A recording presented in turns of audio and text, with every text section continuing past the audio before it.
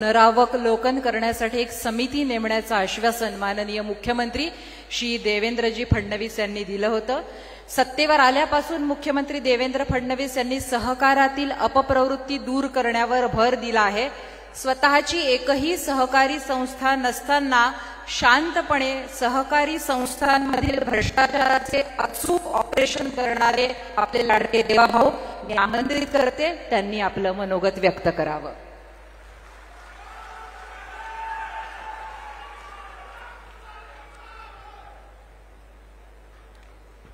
हिंदवी स्वराज्याचे सरसंस्थापक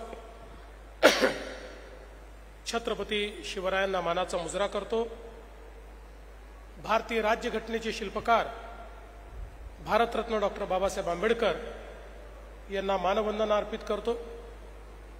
सहकार महर्षी शंकरराव कोल्हे सहकारी साखर कारखान्याच्या आणि संजीवनी ग्रुपच्या कॉम्प्रेस्ड बायोगॅस सीएनजी आणि स्प्रे ड्रायर पोटॅश ग्रॅन्युअल प्रकल्पाच्या उद्घाटन प्रसंगी मंचावर उपस्थित असलेले भारत सरकारचे कर्तव्यदक्ष आणि कर्मठ गृहमंत्री आणि या देशाचे पहिले सहकार विभागाचे केंद्रीय मंत्री आदरणीय अमितभाई शहासाहेब, आमचे सहकारी राज्याचे लोकप्रिय उपमुख्यमंत्री एकनाथराव शिंदेजी, अजितदादा पवारजी, केंद्रीय राज्यमंत्री मुरली अण्णा मोहोळजी, आमचे सहकारी मंत्री गिरीश महाजनजी, राधाकृष्ण विखे पाटीलजी, आमदार आशुतोष काळेजी, या ठिकाणी संजीवनी ग्रुप मध्ये काम करणाऱ्या आमच्या माजी आमदार आणि आमच्या सहकारी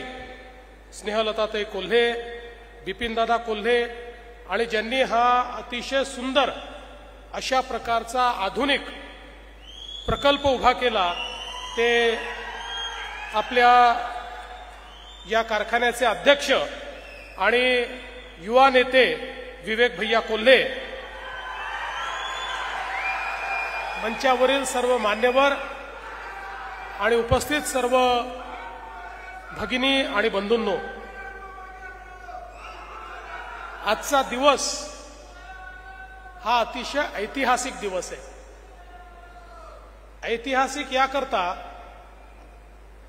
की सहकार क्षेत्रातला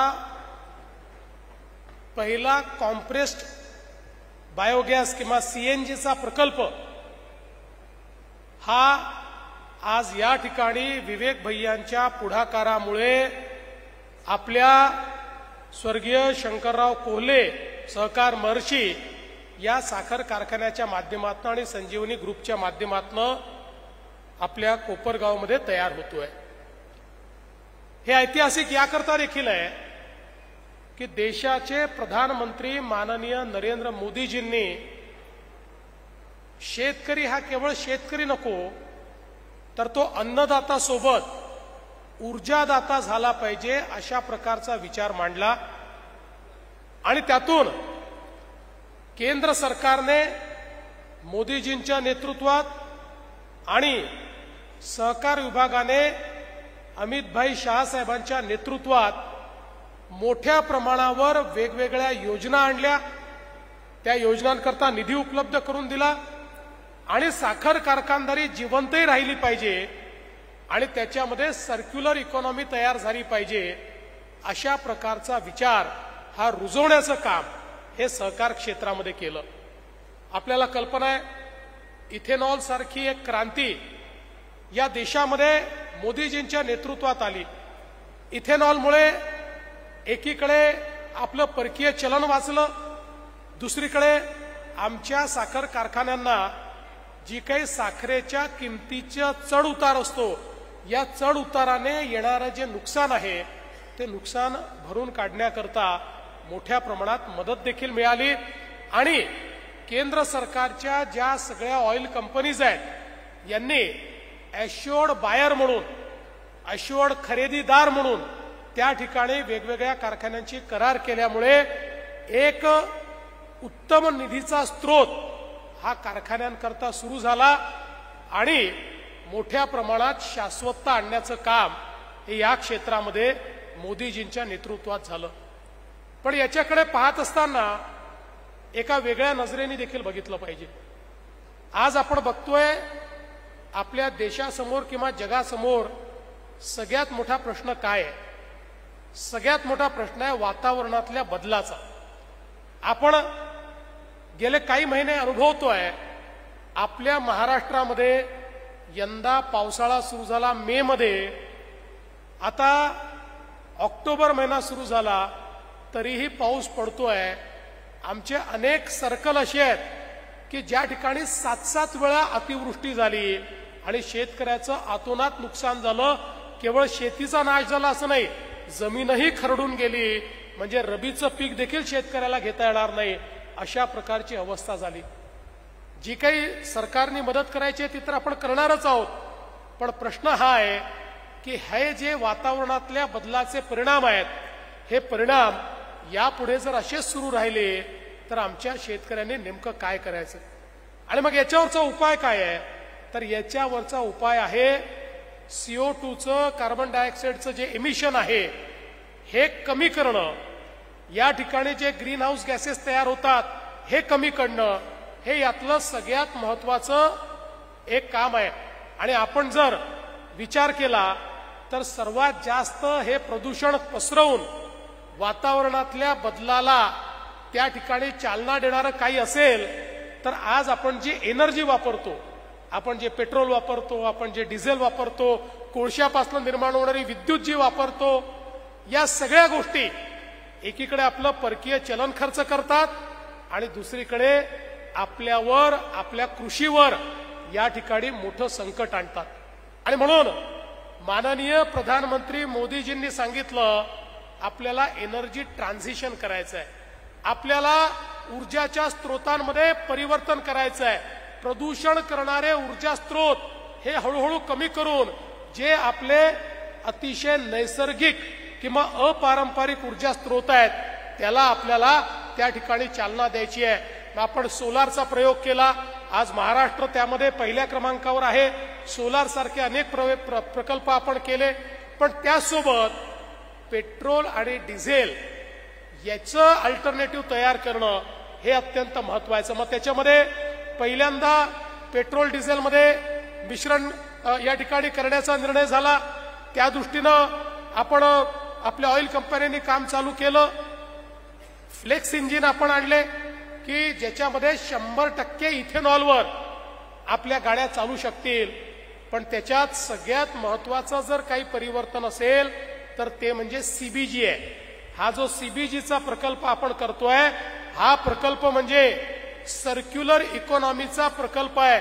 कारण आपण बघा या ठिकाणी आपण ज्यावेळेस साखर तयार करतो, बाय प्रॉडक्ट्स तयार करतो, त्यावेळी स्पेंट वॉश, प्रेस मड या सगळ्या ज्या गोष्टी आहेत या ऑर्गॅनिक अशा प्रकारची वेस्ट आहे. ही ऑर्गॅनिक वेस्ट ही जमा करून त्याच्यातनं गॅस तयार करायचा. आणि हा तर मल्टीफीड आहे, त्यामुळे याच्यामध्ये त्याच्यासोबत नेपियर ग्रासही आपण करणार आहोत किंवा इतर गोष्टी देखील करू शकणार आहोत. त्यामुळे आपलं आतापर्यंतचं जे वेस्टेज होतं या वेस्टेजवर प्रोसेसिंग होणार आहे. त्याच्यामध्ये एनारोबिक डायजेशनच्या प्रोसेसनी त्या ठिकाणी मिथेन आणि कार्बन डायऑक्साईड तयार होईल आणि मग ते कॉम्प्रेस करून गॅसच्या पद्धतीने ज्यावेळी आपण त्याला कॉम्प्रेस करतो त्यावेळी त्याचं शुद्धीकरण करताना, ते शुद्धीकरण करत असताना त्यातनं जे काही गोष्टी निघतात त्या गोष्टी म्हणजे पोटॅश आहे. म्हणजे एकीकडे आता काय झालं, जो आपला कचरा होता त्यातनं गॅस तयार केला आणि गॅसचं प्युरिफिकेशन करताना जो कचरा निघाला ते बायो फर्टिलायझर झालं. त्याच्या माध्यमातून मोठ्या प्रमाणात आपल्या शेतीमध्ये मदत होईल अशा प्रकारचं बायो फर्टिलायझर हे देखील आपण तयार करतोय. म्हणजे मोठ्या प्रमाणात शेतकऱ्याला तर मदत होतेच आहे, पण काहीही वेस्ट होणार नाही. Nothing is waste, everything is wealth अशा पद्धतीनं हा प्लॅन्ट विवेक भैयांनी या ठिकाणी तयार केलेला आहे. म्हणून हे महत्वाचं आहे. आज तुम्ही बघा 75 या ठिकाणी मेट्रिक टन दर दिवशी आपण गॅस तयार करणार, CBG तयार करणार. याचं जर आपण कन्व्हर्शन केलं तर प्रत्येक दिवशी 1,10,000 लिटर पेट्रोल आपण वाचवणार आहोत. 1,10,000 लिटर पेट्रोल वाचवायचं म्हणजे परकीय चलनही वाचलं आणि पर्यावरणाचा नाश देखील वाचला.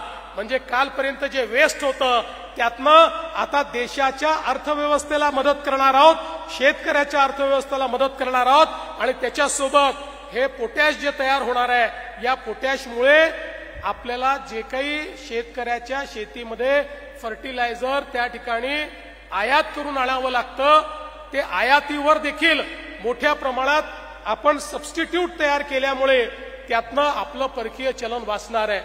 आपण मोदीजींची दूरदृष्टी बघा की त्यांनी असा निर्णय केला की एकीकडे आपले जे शेतकरी आहेत ते शेतकरीच ऊर्जादाता देखील होतील. म्हणजे शेतकऱ्यांना त्यांच्या शेतीच्या मालाचा भाव हा अधिकचा मिळेल, दुप्पट तिप्पट मिळेल.